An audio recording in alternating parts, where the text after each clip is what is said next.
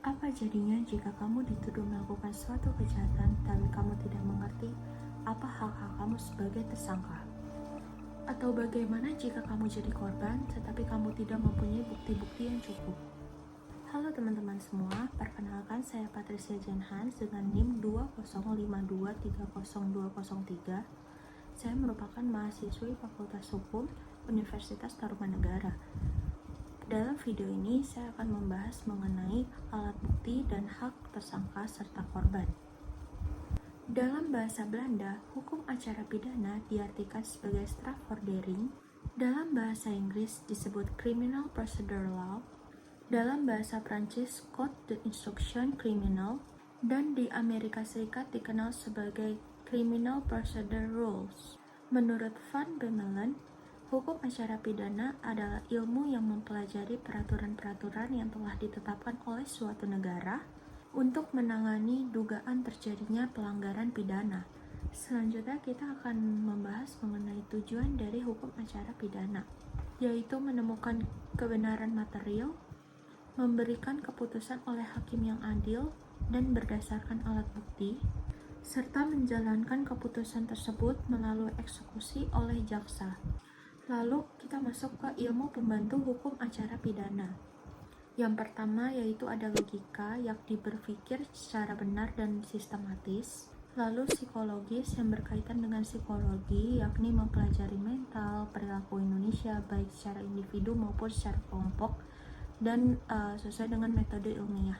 Lalu kriminalistik yaitu ilmu penyidikan yang digunakan untuk menentukan apakah suatu tindak pidana telah benar terjadi, siapa pelakunya, bagaimana kejahatannya, serta menemukan dan mengolah alat bukti untuk membuktikan kejahatan.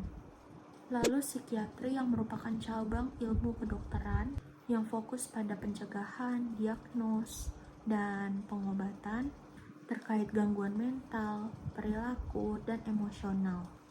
Lalu kriminologi yang mempelajari ilmu kejahatan secara lebih luas lagi. Lalu masuk ke tujuan KUHP, yakni melindungi harkat serta martabat manusia, melindungi kepentingan hukum dan pemerintahan, menyediakan kodifikasi hukum acara pidana, menyatukan sikap aparat penegak hukum, dan mewujudkan sistem hukum sesuai dengan Pancasila serta Undang-Undang Dasar 1945. Lalu masuk ke dalam alat bukti dalam hukum acara pidana. Berdasarkan pasal 184 KUHP, alat bukti yang sah ialah keterangan saksi, keterangan ahli, surat, petunjuk, dan keterangan terdakwa. Nah, masuk ke dalam keterangan saksi. Dasar hukum yang melandasi yaitu pasal 184 ayat 1 huruf A, junto pasal 1 angka 26 KUHP. Nah, apa sih yang dimaksud dengan keterangan saksi itu sendiri? Keterangan saksi merupakan pernyataan yang diberikan oleh seseorang di muka persidangan terkait peristiwa yang telah ia lihat, ia dengar, dan ia alami sendiri. Keterangan saksi berdasarkan pengalaman langsung, harus disampaikan secara lisan di pengadilan, serta harus objektif dan bebas tekanan dari pihak manapun. Contohnya ketika seorang saksi melihat seorang tersangka menusuk korban di depan rumahnya dan memberikan kesaksian di persidangan. Selanjutnya keterangan ahli. Dasar hukum yang melandasi yaitu pasal 184 ayat 1 huruf B, junto pasal 1 angka 28 KUHP. Keterangan ahli merupakan keterangan yang diberikan oleh seseorang yang memiliki keahlian khusus, yakni untuk menjelaskan fakta-fakta dalam persidangan. Keterangan ahli ini sendiri berdasarkan keilmuan dan profesi, boleh diberikan dalam bentuk tulisan maupun lisan dalam persidangan, dan tidak perlu mengalami langsung kejadiannya. Contohnya itu sendiri ketika ahli forensik yang telah menjelaskan penyebab kematian dari korban berdasarkan hasil visum. Lalu selanjutnya masuk ke dalam surat. Dasar hukum yang melandasi yakni pasal 184 ayat 1 huruf C, junto pasal 187 KUHP.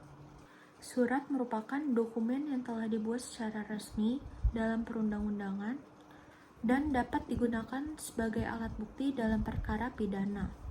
Nah, ada beberapa jenis-jenis dari surat itu sendiri, yaitu surat keterangan pejabat seperti BAP dan surat penangkapan, akta otentik seperti akta notaris dan akta kelahiran, surat pribadi seperti surat pernyataan dan surat pengakuan, dan surat keterangan ahli seperti visum et repertum yang dikeluarkan oleh dokter forensik. Nah, contoh dari surat ini sendiri itu misalnya surat visum. Surat visum yang menyatakan bahwa penyebab kematian dari korban itu sendiri karena kekerasan, yakni benda tumpul. Selanjutnya masuk ke dalam petunjuk. Dasar hukum yang melandasi yakni pasal 184 ayat 1 huruf D. Junto pasal 188 KUHP. Petunjuk merupakan fakta atau keadaan di mana memiliki kesesuaian dengan peristiwa pidana. Petunjuk didapatkan melalui keterangan saksi, surat, dan keterangan terdakwa. Petunjuk bersifat tidak langsung, logis dan rasional, dan diperoleh dari penalaran hakim. Nah, contoh dari petunjuk itu sendiri, misalnya terdapat bercak darah pada baju tersangka, yang ternyata bercak darah ini cocok dengan darah korban. Hal ini dapat dijadikan sebagai petunjuk bahwa ternyata tersangka memang benar ada di lokasi TKP.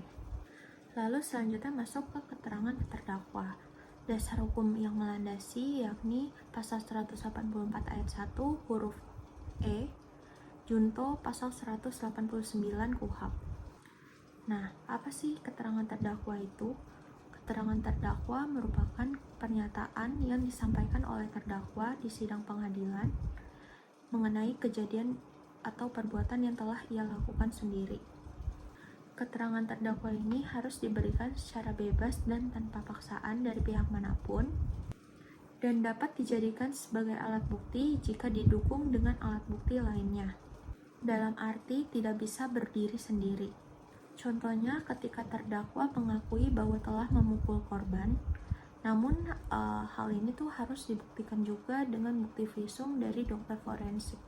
Selanjutnya masuk ke dalam hak-hak tersangka dan terdakwa.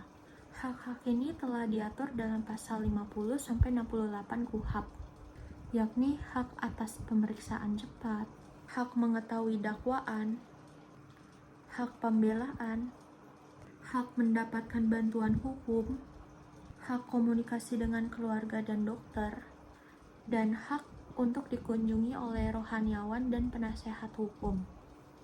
Lalu selanjutnya masuk ke dalam hak-hak korban, yakni mendapatkan informasi perkembangan perkara, perlindungan fisik dan psikis, restitusi atau ganti rugi, dan dihormati harkat serta martabatnya. Gak tahu.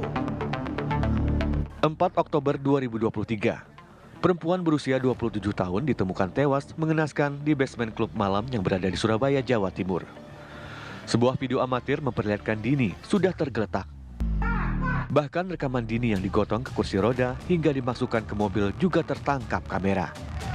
Pak, telepon dulu Pak. Itu sakit Pak. Pak, ini. Setelah diusut ternyata Dini diduga tewas karena dianiaya sang kekasih sepulang karaoke, Gregorius Ronald Tanur.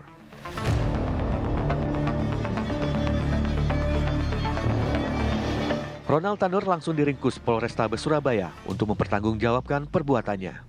Pihak polisi mengungkap keduanya sempat cekcok sampai penganiayaan terjadi yang berujung korban tak sadarkan diri.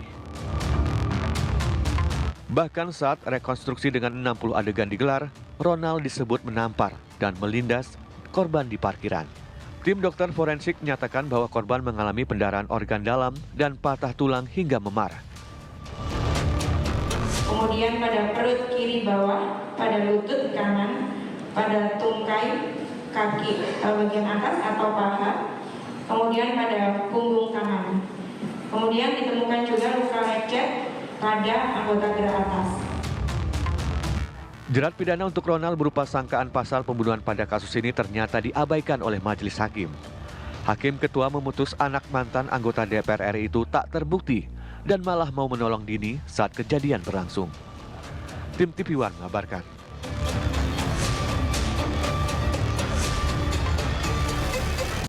Baik, selanjutnya masuk ke dalam studi kasus. Kasus yang saya ambil merupakan kasus Ronald Tanur. Kasus ini cukup menyita perhatian publik karena ini merupakan kasus Ronald Tanur yang merupakan anak dari seorang anggota DPR RI. Ia didakwa melakukan tindak pidana penganiayaan yang menyebabkan kematian pada korban yang merupakan pacarnya sendiri, yaitu Dinda Syarifah Azhara. Kejadian ini terjadi pada tanggal 3 Oktober 2023 di salah satu tempat hiburan malam dan apartemen di Surabaya. Jadi kronologinya, awalnya terjadi cekcok antara Ronald dan korban di tempat hiburan malam tersebut, yaitu Black Hole KTV. Ronald menyeret korban, memukul serta menendang, dan diduga menghantamkan kepala korban ke pintu mobil. Korban dalam kondisi lemah ditinggalkan sendiri di lobi apartemen sehingga dinyatakan meninggal dunia.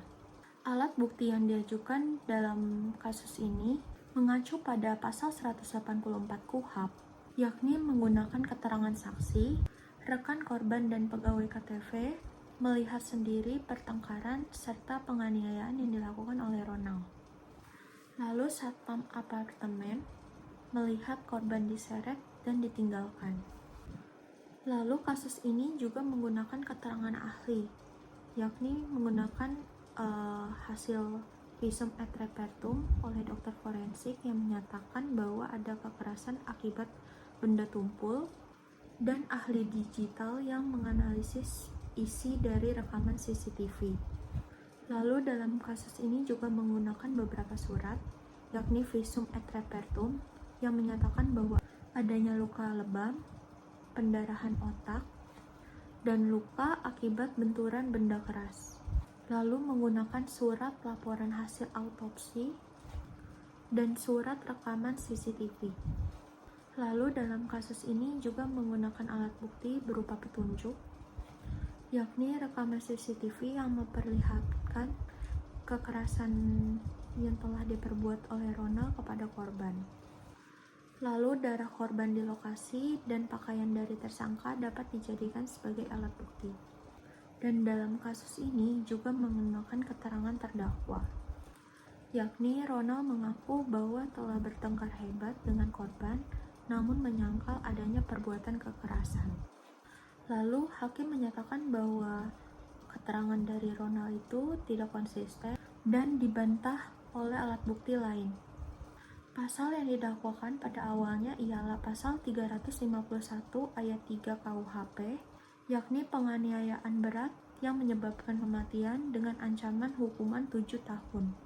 Namun berdasarkan perkembangan dan alat bukti, Ronald dinilai melakukan pelanggaran pasal 338 KUHP, yakni mengenai pembunuhan dengan ancaman hukuman 15 tahun. Junto pasal 55 ayat 1 ke 1 KUHP jika dilakukan bersama atau turut serta. Putusan pengadilan pada tanggal 25 Maret 2024 dalam amar putusan, Ronald terbukti secara sah dan meyakinkan melakukan tindak pidana pembunuhan, dan Ronald dijatuhi hukuman pidana selama 15 tahun. Analisis yuridis dari kasus ini, hakim menilai bahwa tindakan yang dilakukan oleh Ronald tidak spontan, melainkan dengan niat dan pola kekerasan berulang. Visum forensik menyatakan bahwa kematian korban bukan karena kecelakaan, melainkan karena kekerasan. Alat bukti yang saling menguatkan, yakni saksi, CCTV, visum, dan pengakuan yang berubah-ubah. Dan hak korban diabaikan, tidak diberikan pertolongan pertama setelah dianiaya. Hukum acara pidana bukan hanya sebagai prosedur, melainkan jaminan keadilan. Memahami alat bukti, serta hak dari korban dan hak dari terdakwa, hak dari tersangka, penting agar masyarakat tahu posisi hukumnya. Sebagai warga negara, kita harus sadar hukum agar tidak mudah dirugikan. Demikian pemaparan materi mengenai alat bukti dan hak korban dan tersangka. Maaf apabila ada kekurangan dalam penulisan maupun kata-kata. Kurang lebihnya mohon maaf. Terima kasih.